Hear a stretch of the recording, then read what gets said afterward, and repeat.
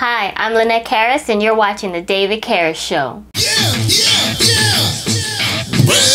man. I'm a Renaissance man, super art like Superman, flying like I'm Peter Pan, see my people and we never land. What's up? Welcome to The David Carus Show. I'm David Carus. I've got some incredible, awesome art and artists that I want to talk about today, and I want to get it kicked off with a huge figure in television, Lucille Ball. She was born in 1911 in Jamestown, New York, and she had a little bit of a tough start with her family life and spent some time living with her grandparents, where her grandfather was actually a big theater fan and would take her to the theater, and it was there that she discovered that that's what she wanted to do. She started by modeling and then got herself right into roles in some movies and had some parts in some radio shows. One of her gigs that she got in radio was the role of a wacky wife. She so impressed those people with her role that, the executives at CBS, they said, you really got to come up with a show. At the time, she was married to Cuban band leader Desi Lou. She was spending time doing her thing, and her husband was spending his time doing his thing, and it was kind of creating a big problem in their marriage, and it looked like they were headed towards divorce. So she figured, if we create a show together and we can work on it together, and and they both had their roles on the show, that would solve their problem. CBS executives, they didn't like it one bit. They thought that there's no way that an American audience was going to buy an American woman married to a Cuban band leader. What Lucy and Desi decided to do was actually prove them wrong. They took the show on the road as a vaudeville act. Everywhere they went, people loved it, and it turned into a hit. Nobody could foresee how big of a hit I Love Lucy was going to turn into. Lucille Ball became pretty much the first woman to head a production company or a television studio. Desi Lou, which was the production company that Lucille Ball and Desi Arnaz formed,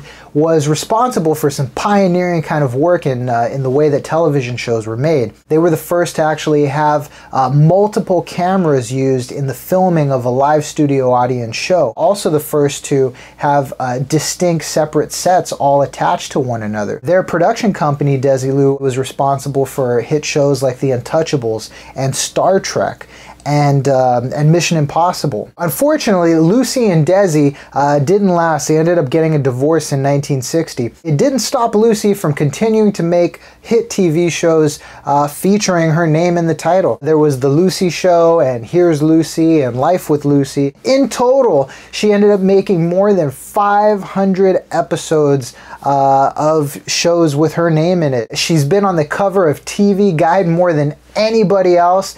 In fact, TV Guide even named her the greatest TV star of all time. She went and just conquered and completely dominated what she did. She's a huge, big figure, somebody to look up to and admire, and without a doubt lived an amazing, fantastic, incredible life. Okay, now it's time to talk about a work of art. Now, you've heard of Picasso, but I don't know if you know the story of Guernica. In northern Spain, there was a village called Guernica. There was a big, huge bombing by the German and Italian forces. It really got the attention of Picasso. He was commissioned to paint a mural for the 1937 World's Fair, which was happening in Paris. The entire world was going pretty much at war, and here was an artist who was deciding to do something about it by painting something that would represent what war does. It was an incredible way of getting attention onto the Spanish Civil War and what was happening in Europe. It became an extremely dangerous piece of art. People did attack him. The Gestapo actually went to his apartment, and a soldier saw a picture of Guernica on his wall and asked him, "Did you make that?" And he just turned to the soldier and he said, "No, you did."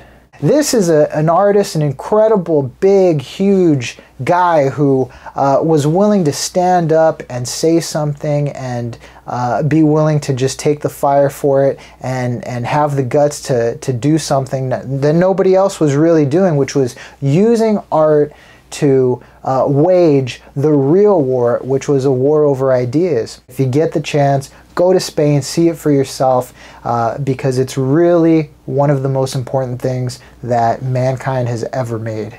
It's time for books, and I've got one of the best-selling books of all time. It's a huge hit internationally. It's none other than Kahlil Gibran's The Prophet.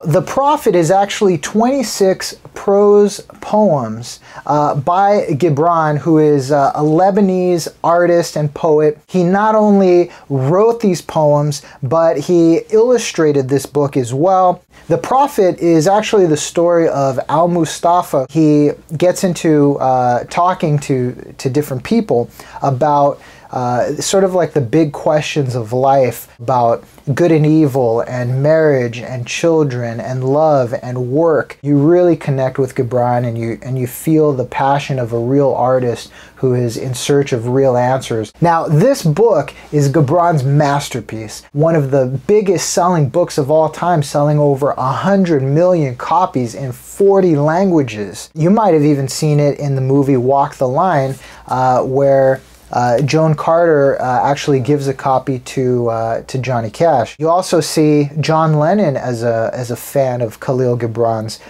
using a line in one of his books in a song for the White Album. Gibran's works combined make him the third most popular poet of all time, only behind William Shakespeare and Lao Tzu. It's not that difficult to get through. It's a very quick, short-paced book. I hope you do read it, and I hope that you have a good time checking it out, because it really is a masterpiece and an amazing, incredible book, one of the greatest books of all time. Okay, it's time for music, and I've got one that's been in the news recently because it actually won a huge award. I'm talking about Mumford & Sons' Babel. Mumford & Sons really made something really special. It's something that infuses a lot of different styles: guitar, drums, keyboards. They threw in some banjo and mandolin, and they created something that is very uplifting. It's really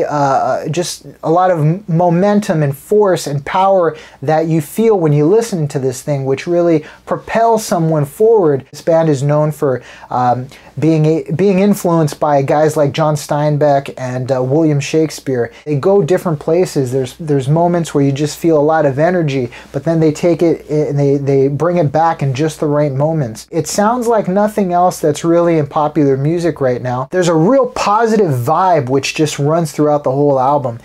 You really feel good listening to this. Although it seems like they just came out of nowhere, they've actually been together since 2007. For their second studio album to win the Album of the Year at the Grammys is a pretty big accomplishment. You should get it, put it in your iPod, listen to it, because you're going to listen to it over and over. It'll become a favorite. Fantastic album, a significant work of art from a great new band that's doing things right now, and I look forward to seeing what these guys come up with next. All right, I want to thank you for tuning in. I had a lot of fun putting this episode together, and wait till you see the next one. I want to make sure that you subscribe to my channel so that way you get every future episode right delivered to you. It's very easy to do. You just click on that button with the little plus sign to subscribe. Also, I really appreciate if you click on the like button on the video. It really lets us know that you like what we're doing. Add a comment, post a comment onto this video. Let me know what it is that you'd like me to cover next. Take the video, share it,